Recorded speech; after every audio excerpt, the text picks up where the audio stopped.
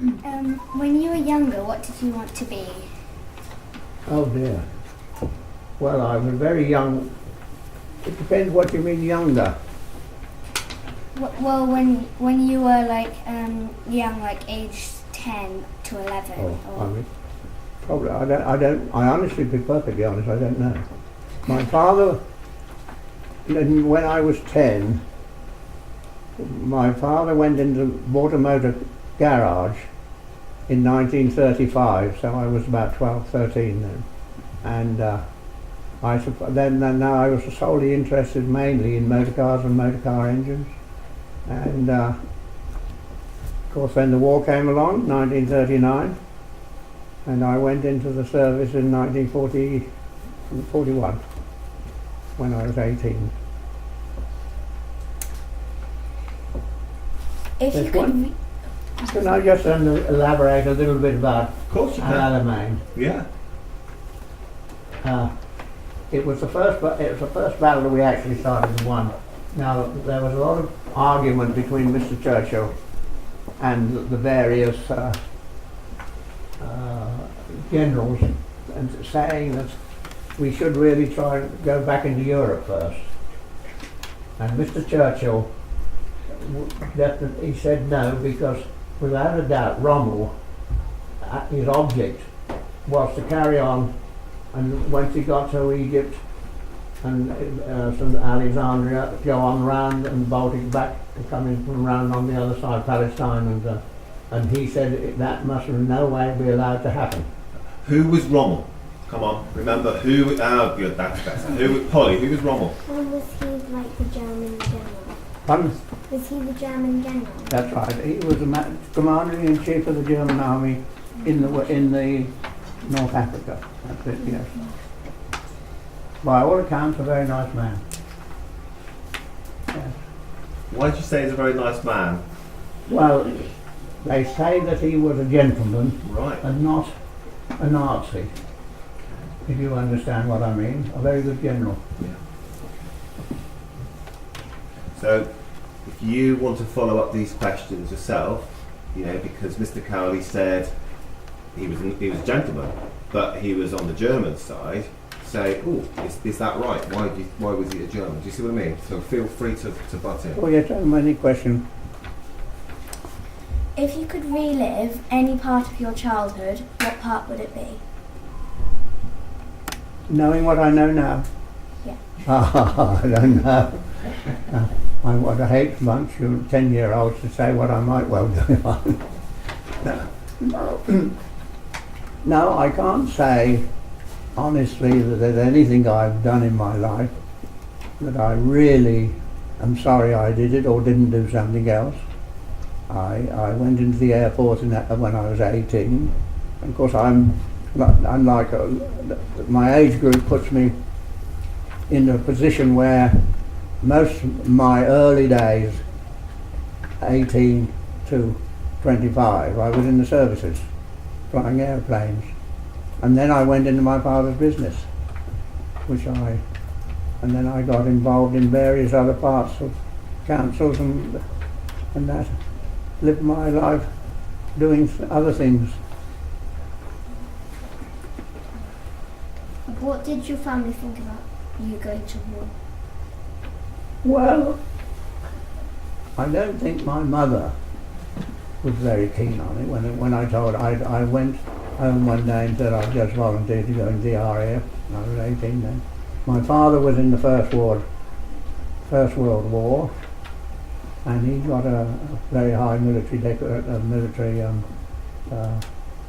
medal, and I think he felt it was the right thing to do. It was better for me to go then than be called up.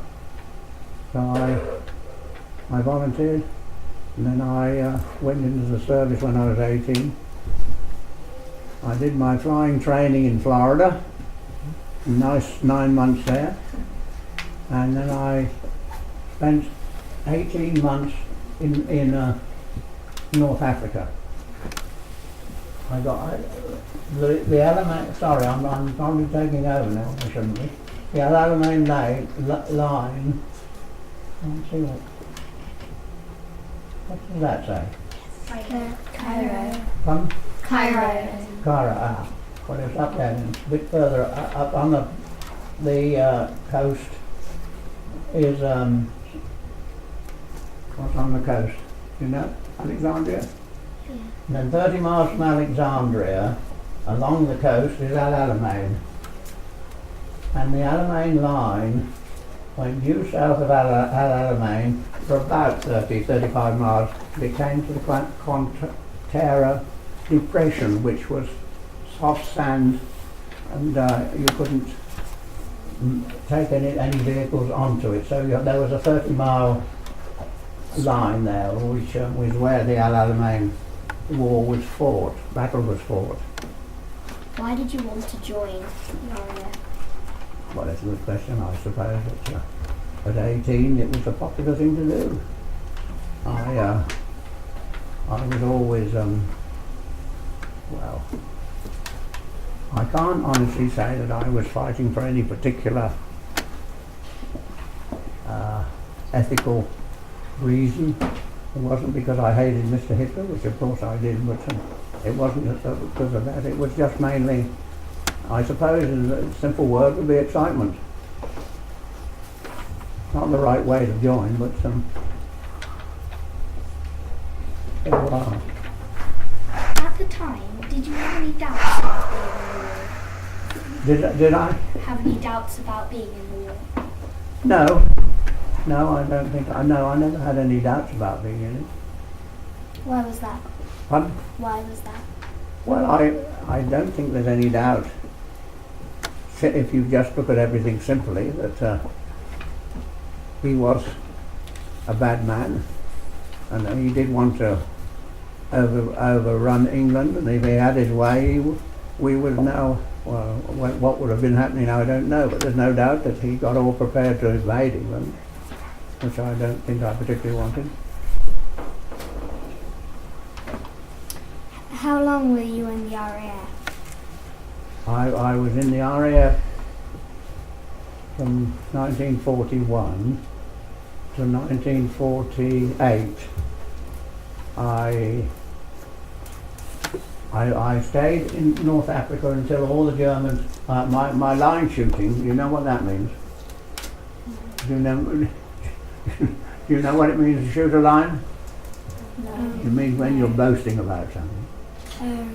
And my boasting is that I got into the Desert Air Force just before the Al Alamein attack.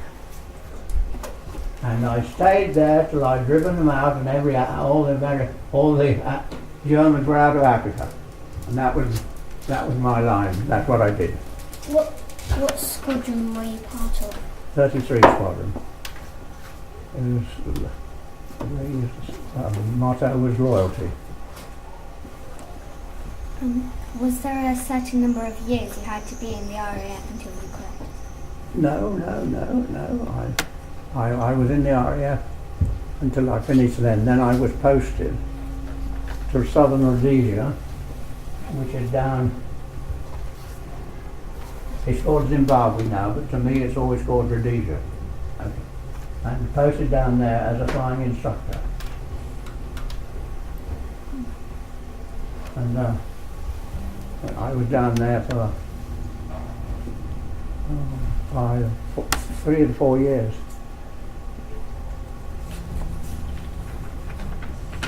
Did you ever regret joining the RAF? No, I can't say I did. Why? That's always means an awful lot, just with 3 letters in that word, doesn't it? Yeah. Why? Well, I know I enjoyed it. I mean, I must be fair, I did enjoy it. Got a little bit scared once or twice, but you live thinking it's not going to happen to you. And, no, I never regretted it. And as I say, I enjoyed it. And after the war, I stayed in the RAF VR for a little while flying. Then I joined the Royal Naval Volunteer Reserve and flew in a Fleet Air Arm Squadron.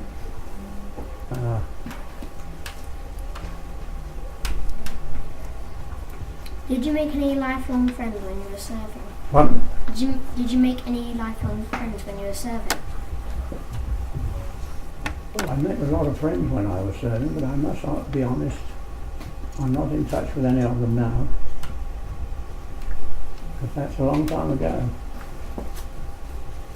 When do you think the armistice was? What year? I don't know. You don't know. When was the war over? When was the war over? 1945. Pardon? 1945. Yes, well, 45, 46, yes. Yes, so that's a long time.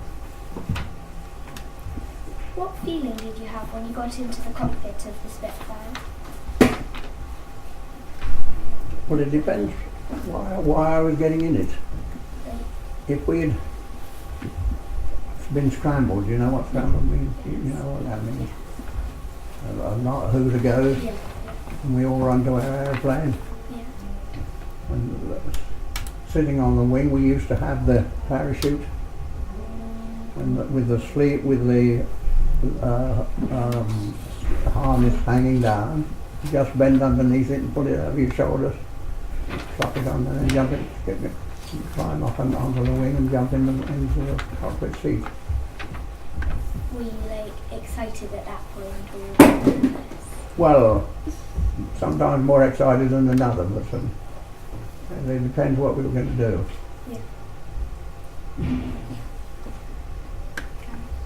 Oh, sorry. Would you ever go back into your Spitfire? Did I? Sorry. Would you ever go back into a Spitfire? Oh yes. Yes. I've not been back in one. I would go into one, but there's only one Spitfire made that's got 2 seats. All the rest are single, but a man named Grace converted a Spitfire into dual for dual purposes, so that there was one sitting behind, and that's the only dual Spitfire there is, and that's still flying. He unfortunately died, but his wife flies it. You can go and see it flying from Duxford. It isn't very far from here. what did it feel like to see other planes shot down?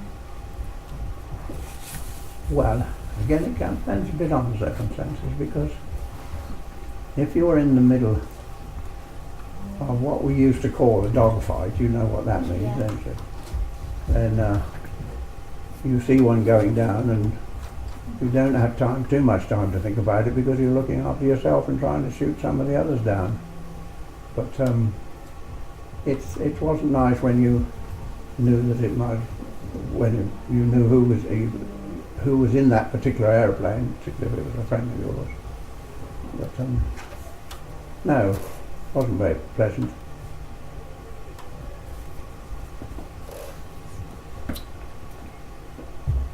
How did you learn to fly a Spitfire? How did I learn to fly a Spitfire? Well, I first had to learn to fly, which I learnt in America to fly, and I learned to fly on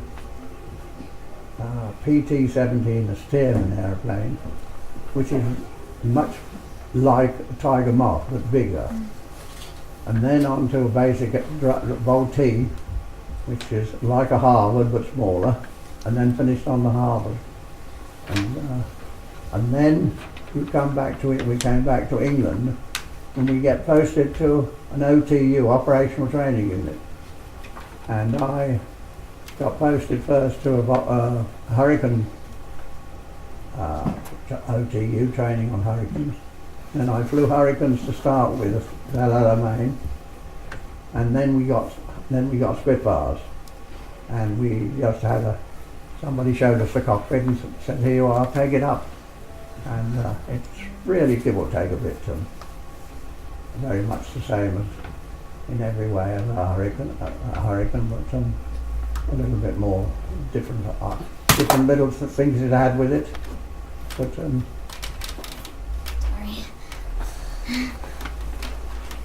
What type of Spitfire did you fly when you were in 33 Squadron? Spitfire 5. modified Mark 5. Mark 5. Mark 5, yes. Clipped wing.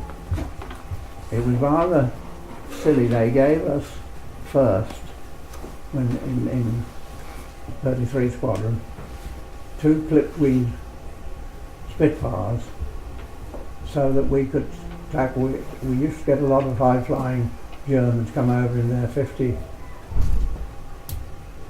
I don't remember what the number was, but anyway, they had a very 3 engine, which could go very, very high for taking pictures. So they gave us this this clipped wing Spitfire, 2 of them, to when one was coming over. So we used to use that. They could get much higher than the Hurricanes could get. But I remember once getting up, and I got up to underneath one of these 3-engine reconnaissance planes. I could see the people in the doorway in it, and every time I went a little tiny bit higher, that went higher quite easily. And I got to 39,500 feet, and I just couldn't get any higher. And I looked up the whole coast of Africa round here, and I could easily see the curvature of the world, of the Earth. So I can confirm that the Earth is round. Could you tell us about your most dangerous encounter? I'm sorry. Could you tell us about your most dangerous encounter or exciting? Oh, I don't know. I don't think we always knew which was our most dangerous encounter. Yeah, we had some very near ones occasionally, but it was always very difficult to know, because if you were in a dogfight, they were all dangerous, because you didn't know whether you get on the tail of another aeroplane, or you're looking at something else and then another aeroplane comes after you. It's difficult to say. We had various jobs we had to do in the desert. One of our jobs, squadron jobs, was that there used to be Army Cooperation pilots in Hurricanes or sometimes in other airplanes, and they used to send a tail end Charlie up with him, who used to fly. He used to fly at 3,000 feet. A tail end Charlie used to fly just behind him at about 6,000 feet, just to keep an eye off, so that he could look at the ground and see just where what was happening on the ground as far as the owners were concerned. And I was looking after his tail when I did it, so that he couldn't get shot down. But What did it feel like to be in the middle of a battle? Or a dogfight? oh well, difficult to say what it means. I think generally speaking, most pilots were scared. Not scared is the wrong word, but no, scared is probably the right word. But it didn't necessarily stop them doing what they had to do. But you were looking after yourself as much as you were looking after trying to shoot somebody down. You tried to keep an eye on your tail as well. But it's not the most pleasant thing. What did it feel like to represent your country on the battlefield? Well, let's put it like this. As I said earlier on, I don't think I had any big moral reasons for being a pilot and fighting in the war. I did it probably much more for excitement than anything else. Did you get valued by your country? Did I Did you get valued by your country at any time? Well, you were given a medal, but I didn't collect them all anyway. But no, we didn't. I think we were appreciated. Did you get a medal for being part of the battle? Or? No, sometimes you get one, but not generally. You get a medal if you were there was a medal, for instance, for people who were in the desert, Air Force. Everybody got one. Yeah. What were the conditions like working in the desert? Well, I wouldn't like it now. I like my comfort. We had no refrigerators at all, and so everything we had was warm. We had a beer in the mess that was lukewarm. What we used to do, and it did work, we used to put a bottle of beer or a can of beer. I shouldn't say beer. No, it's fine. It's fine. Into a wet sock and just hang that up in the shade, and it did make quite a bit of difference. Yeah, a wet sock. I'm not suggesting you go home and tell your mother you want to put a can in the socks or something like that, but we had no refrigerator, so it was bully beef and things like that, which we had to eat. That was all. How did you feel when the war ended? Well, when the war ended, I was in Rhodesia, down there, which is now Zimbabwe. And I was, when the war ended, I was president of the Central Examination Board at that time, and I set all the papers for pilots, particularly the charts when they had to work out where to go and what the courses to steer and things of that nature. That was my job, and I marked them as well. And I did set the papers for mags and compasses. That's, you know what that means, mags and compasses. And so I really had a nice little desk job.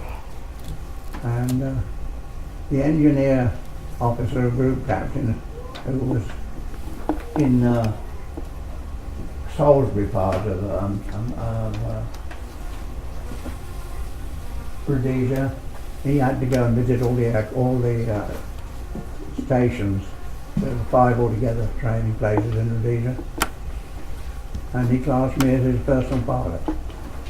So he and I used to be off many days to go and visit another aerodrome somewhere, and we stayed and had lunch, not too much to drink, and came back in the evening. And that was either done in an Oxford, or generally speaking we did it in the harbour. Could you explain how has Britain changed since the war, Well, I don't know. in your opinion? I don't know about since the war. How has it changed in the last 20 years? It's difficult. The biggest change, of course, has been the European Union, and that's made a big difference to England. But I'm not going to get involved in politics of Europe, whether we should stay in Europe or whether we shouldn't. But it is quite a major thing. Now we've got Scotland deciding they would like to leave us, but I don't think they will. How did the war challenge you? Challenge me? Yeah. Well, I think I can honestly say it made a man of me quickly, more quickly than it would have done if I hadn't have gone into the services, because with all the paraphernalia and excitement that goes with it, because one had a fair amount of responsibility.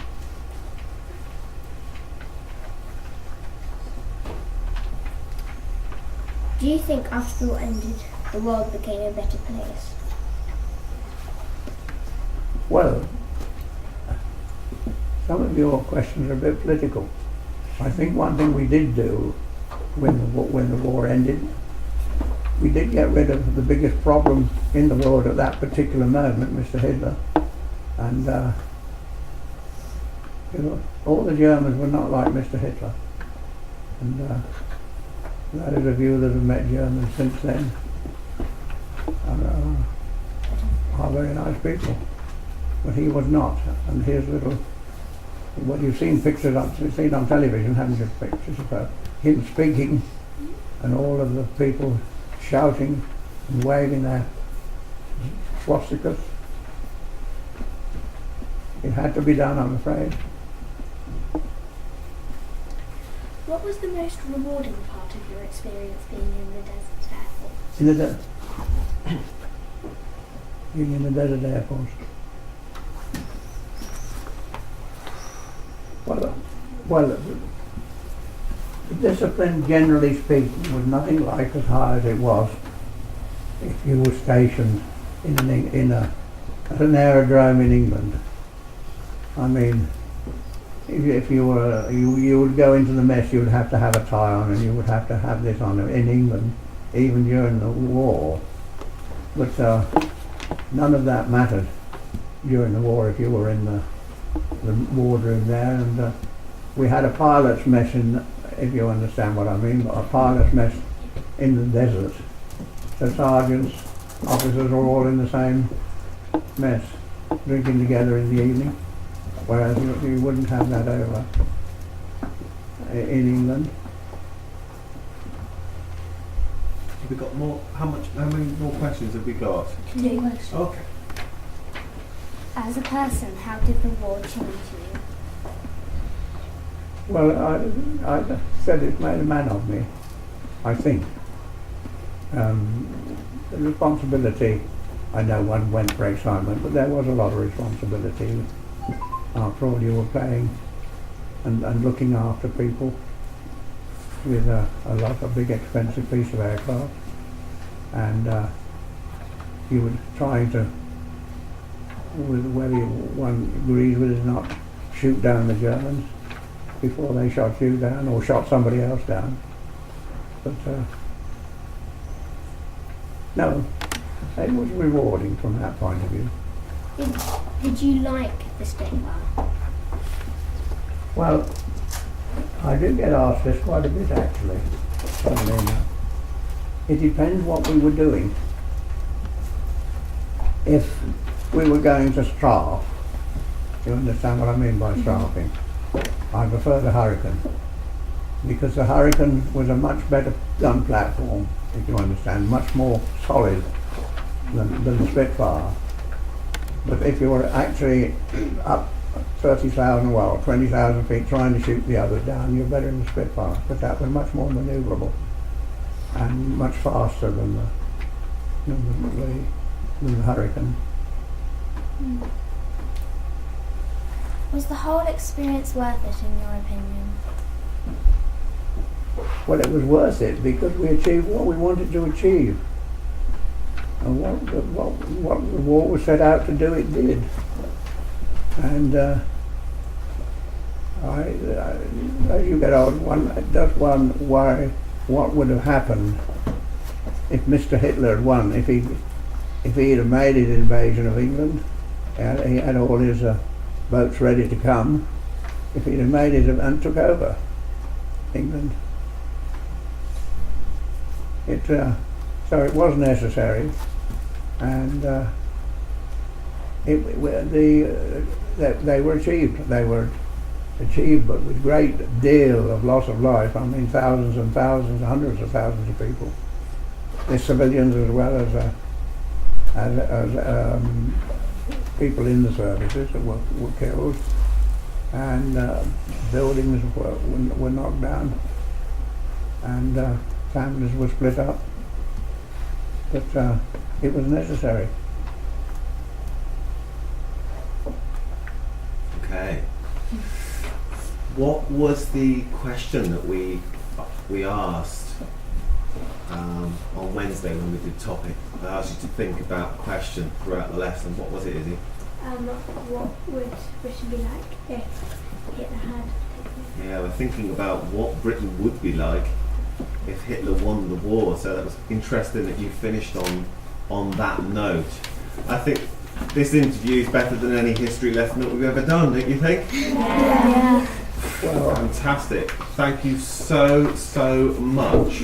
well, I'm very pleased to come, and I'm sorry I was late. Very sorry, but Worth waiting for. Don't you agree, boys and girls? Yes. I'm afraid Absolutely. the traffic was not very good to us. Not very kind to us today. Absolutely fascinating.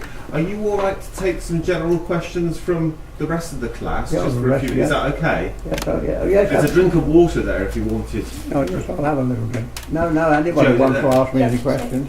We'll pass drink of water to your granddad. Did you do it again, Rachel? No, it's because it's not fixed on properly.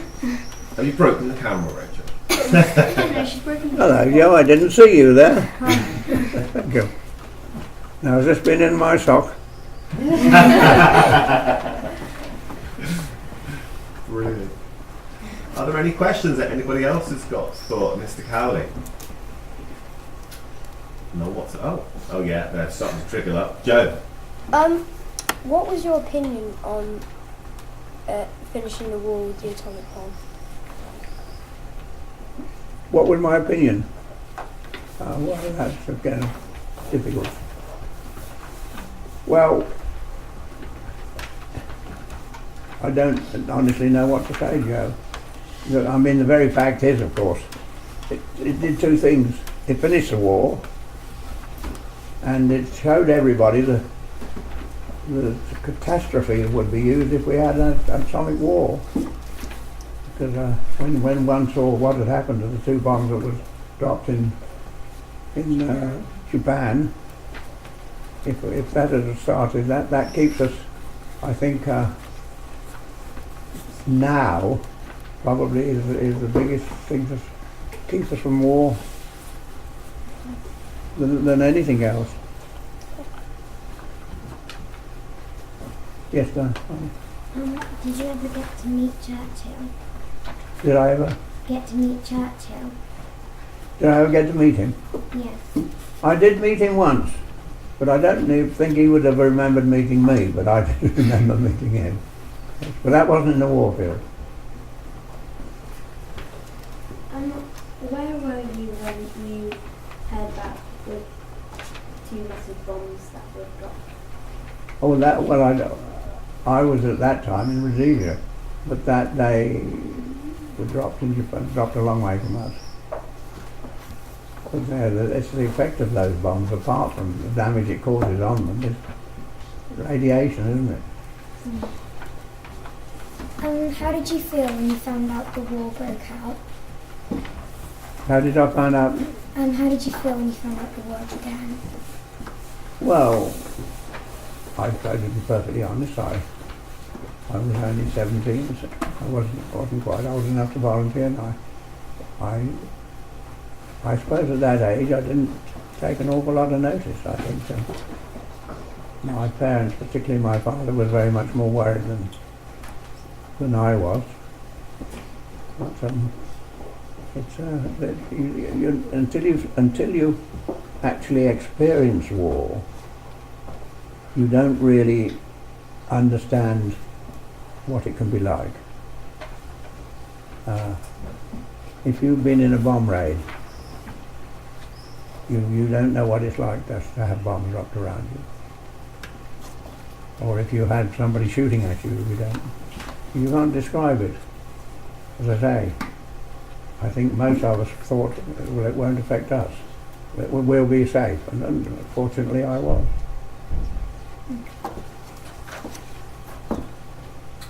Any more questions, boys and girls? Just one more. Ollie. I've got one, sorry. Yeah. What did you hate about Hitler the most? Pardon? What did you hate about Hitler the most? What did I hate about Hitler the most? Well, everything about him. His ideas, what he wanted, the way he treated the Jews, and I mean, we've seen even horrible people that were actually in these places. All terrible way he treated everybody. But he just had to go, and that I think is what most people were fighting for. I really do. I don't think there's anybody who would have But the other thing that was interested is on the 25th of September 1942 when Alamein started, and there was a wing of fighters. We were just about half a mile from the Alamein line, but at 3 o'clock in the morning, on that 30-mile stretch of the Alamein line, 600 80mm guns opened up all at the same time. So you can tell what a noise there was, and what a lot of stuff was going over on the other side.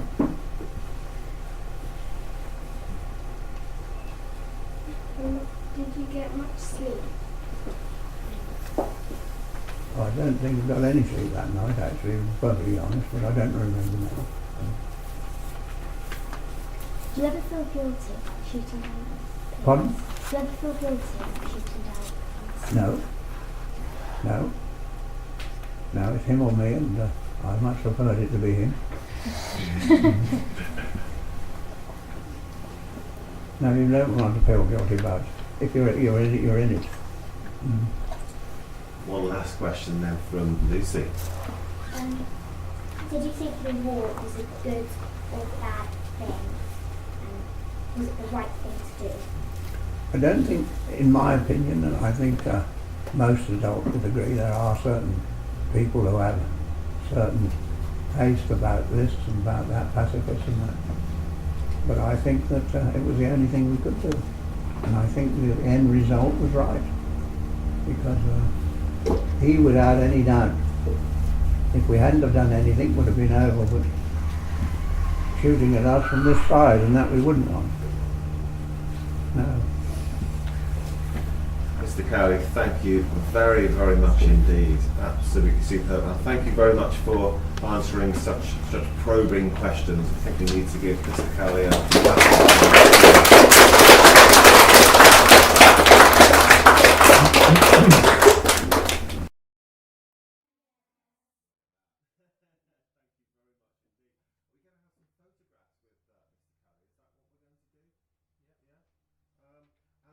the aeroplanes, they're on display there. If you wanted to have a look at those, Yes.